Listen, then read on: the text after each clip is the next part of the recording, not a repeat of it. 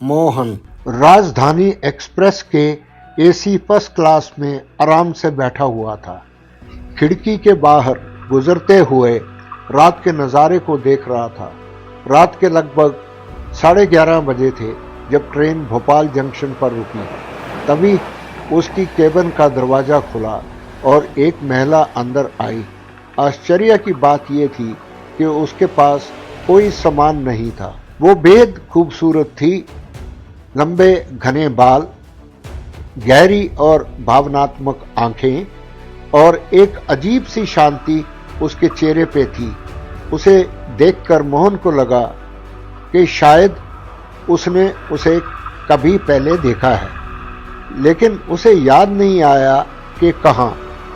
महिला ने हल्की मुस्कान के साथ कहा, उम्मीद है कि मैं आपको परेशान नहीं कर रही। बिल्कुल नहीं, मोहन ने जवाब दिया और खड़ा हो गया, जबकि वह सामने वाले बर्थ पर बैठ गई। देर रात होने के बावजूद वे बातचीत करने लगे। उसकी आवाज कोमल और मधुर थी, लेकिन उसकी आंखों में एक अजीब सा दुख झलक रहा था। उसने अपना नाम नहीं बताया और मोहन ने पूछा भी नहीं। लगभग आधे घंटे तक बातचीत के बाद दोनों ने एक दूसरे को शुभ रात्रि कहा और सो गए। अगली सुबह जब मोहन जागा तो सामने वाली बर्थ खाली थी। वह महिला जा चुकी थी। उसने ट्रेन का शेड्यूल देखा।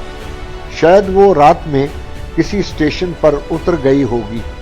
तभी उसकी नजर अपने तकिए के पास पड़े हुए एक मुड़े हुए कागज पर पड़ी। उसने खोला और उसमें 3 बातें लिखी हुई थी।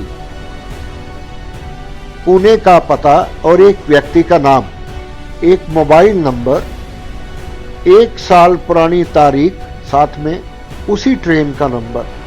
मोहन के दिल में एक अजीब सी बेचैनी भर गई। उसने कागज को सावधानी से अपनी जेब में रख दिया और मुंबई सीएसटी टर्मिनल पर उतर गया। लेकिन मुंबई की तेज रफ्तार की जिंदगी में वह जल्दी ही इस घटना को भूल गया। 1 महीने बाद जब वह देर रात अपने ऑफिस में काम कर रहा था, उसका फोन वाइब्रेट हुआ। एक अनजान नंबर से मिस्ड कॉल थी। उसने तुरंत कॉल बैक किया, लेकिन लाइन डिस्कनेक्ट हो गई। अचानक उसे उस पुराने कागज की याद आई। उसने जेब से निकालकर नंबर मिलाया। दोनों नंबर एक ही थे।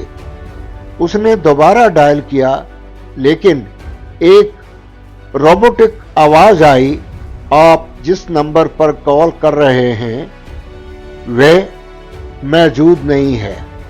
उसके शरीर में एक ठंडी सिहरन दौड़ गई।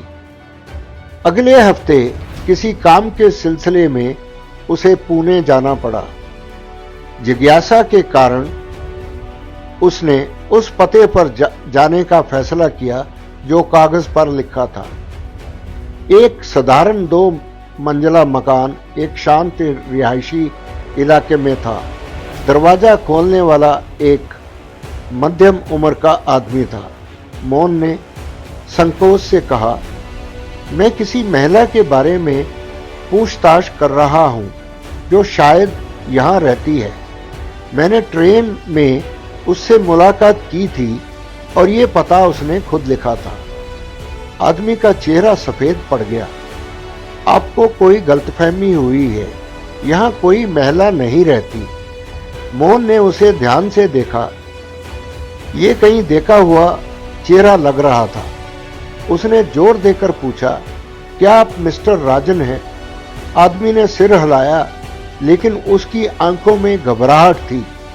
मुझे किसी महिला के बारे में कुछ नहीं पता, कहकर उसने झट से दरवाजा बंद कर दिया। मोहन हैरानी से पीछे हट गया। जैसे ही वह जाने के लिए मुड़ा, पड़ोस की एक बुजुर्ग महिला ने उसे आवाज दी, क्या हुआ? तुम राजन की प्रेमिका गीता के बारे में तो नहीं पूछ रहे हो? बेचारी लड़की, उसकी तो पिछले साल ट्रेन हादसे में मौत हो गई थी। मोहन का दिल जोर से धड़क उठा। वह दिल्ली से मुंबई जा रही थी जब भोपाल के पास ट्रेन से गिर गई। खबरों में ये घटना खूब छाई थी। कितनी दुखद मौत थी। मोहन का दिमाग तेजी से पीछे दौड़ने लगा। उसे फ्लैशबैक में याद आया, पिछले साल उसने भी उसी तारीख को यही ट्रेन ली थी। उसे वो रात याद आई जब वह टॉयलेट से लौट रहा था। उसने ट्रेन के गेट के पास एक जोड़े को बहस करते देखा था। आदमी गुस्से में था और महिला गिड़गिड़ा रही थी, लेकिन मोहन ने इसे एक आम झगड़ा समझ के नजरअंदाज कर दिया था और वापस अपनी सीट पर चला गया और फिर सो गया। अगली सुबह यात्रियों के बीच में बातचीत हो रही थी। रात में एक महिला ट्रेन से गिर गई थी। पुलिस ने इसे एक दुर्घटना करार देके मामला बंद कर दिया था, लेकिन अब सवाल था, क्या यह सच में हादसा था या किसी ने उसे धक्का दिया था?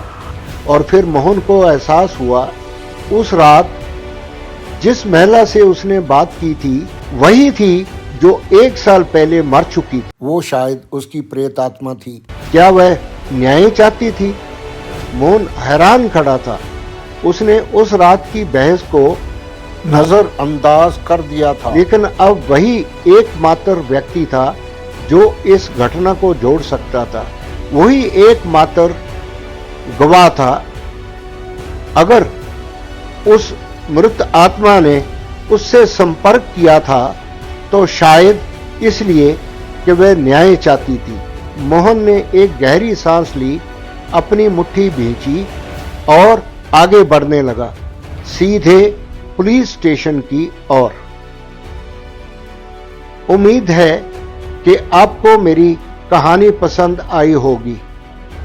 ऐसी ही दिलचस्प कहानियों के लिए मेरे चैनल को सब्सक्राइब करें।